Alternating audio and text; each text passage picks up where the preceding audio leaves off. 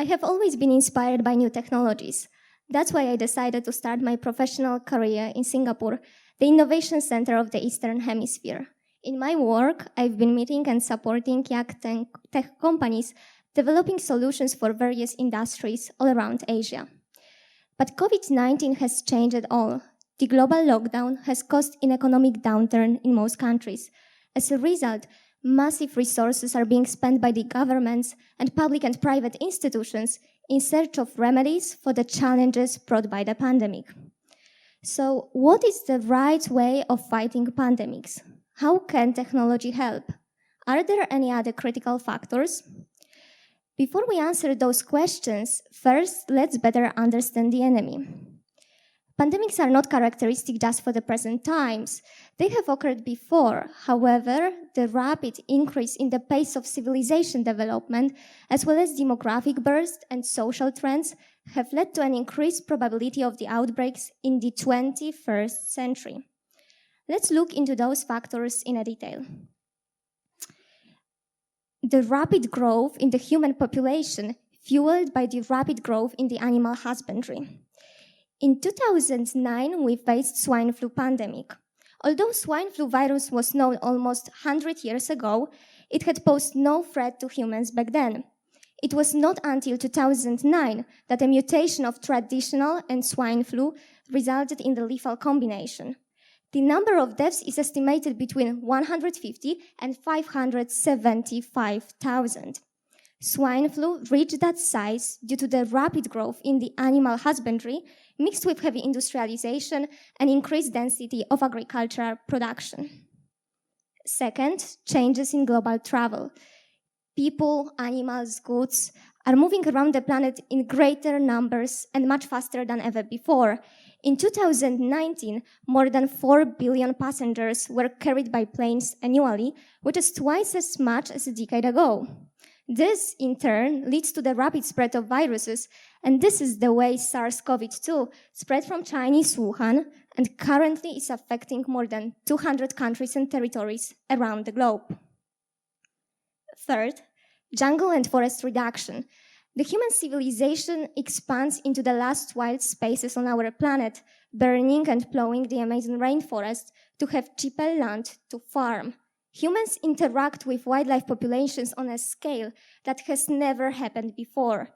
Those wildlife populations have new kinds of bacteria and viruses. For instance, the Ebola epidemic in years 2013-2016 was transmitted by animals such as bats. The Ebola virus is characterized by a very high mortality rate and easy spread. Till the end of 2015, almost 30,000 people were infected and over 11,000 died.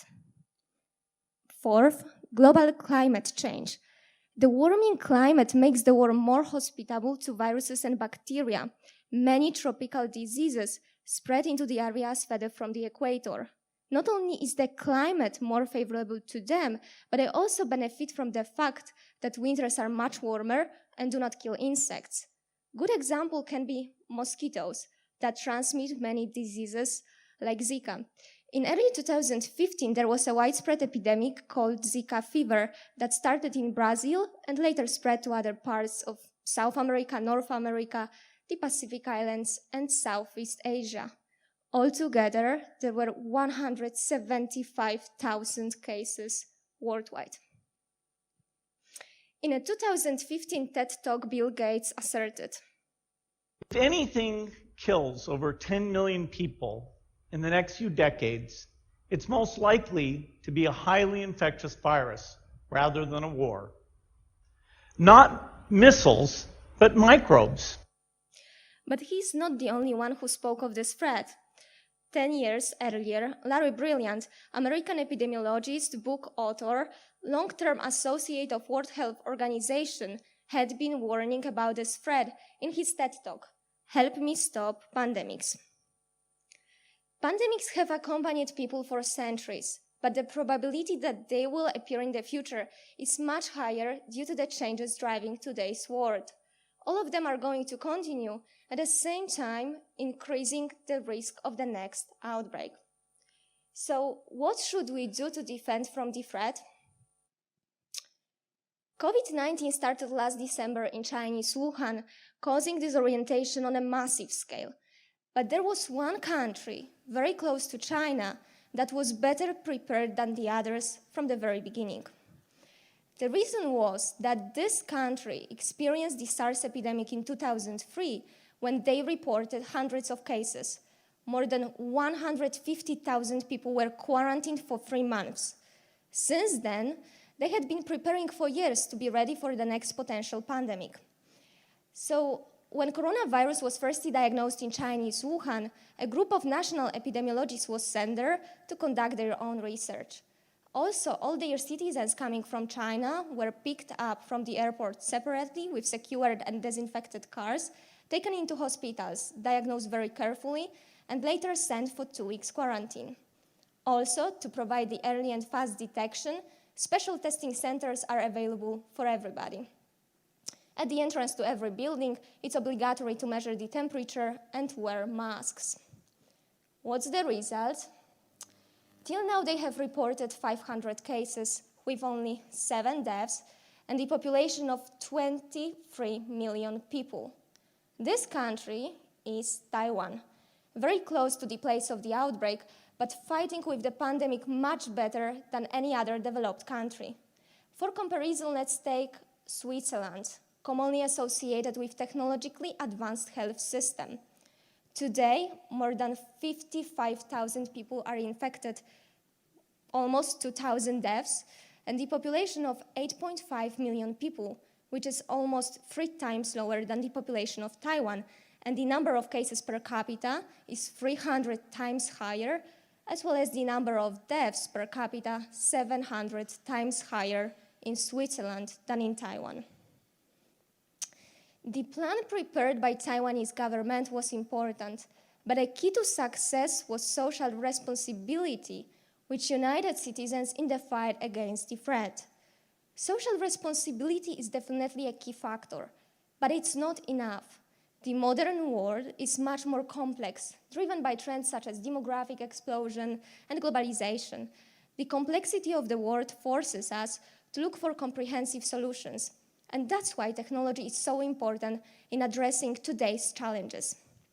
Let's take a look at some examples. How does the transport of blood samples, test kits, and supplies look like? They are transported by people between hospitals and laboratories. But what if we could do it without involving people and putting them at risk? So let's take a look at this innovative technology that has been tested in Singapore. The landing sites for drones have been created on the roofs of hospitals to transport all the equipment.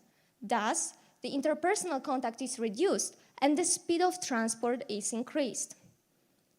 How does the medical care in hospitals look like? The patients are looked after by doctors and nurses who are constantly exposed to threat. But what if there was a medical device that can provide video conferences, deliver food and pills, and measure temperature? Such solutions are already being tested all over the world. Some time ago, I met a friend that suffered from a stroke that he had in March. When a pandemic came, he was unable to receive proper care for months. Today, there are very low chances that he will ever fully recover because of that. But what if there was digital physiotherapy that, thanks to the wearable sensors and applications, will enable patients to conduct exercises under remote monitoring through doctors and therapists, anywhere and anytime? There are already some entrepreneurs in Southeast Asia working on it. I presented only 3 solutions, but there are thousands of innovative technologies addressing the problems brought by the pandemic. But even the best technology will not work without social responsibility, as well as social responsibility is not enough without appropriate tools. So the best way is to combine them both. Till now, this pandemic has killed over 1 million people, which represents half of the population of Warsaw. What if the next virus is more lethal and spreads faster?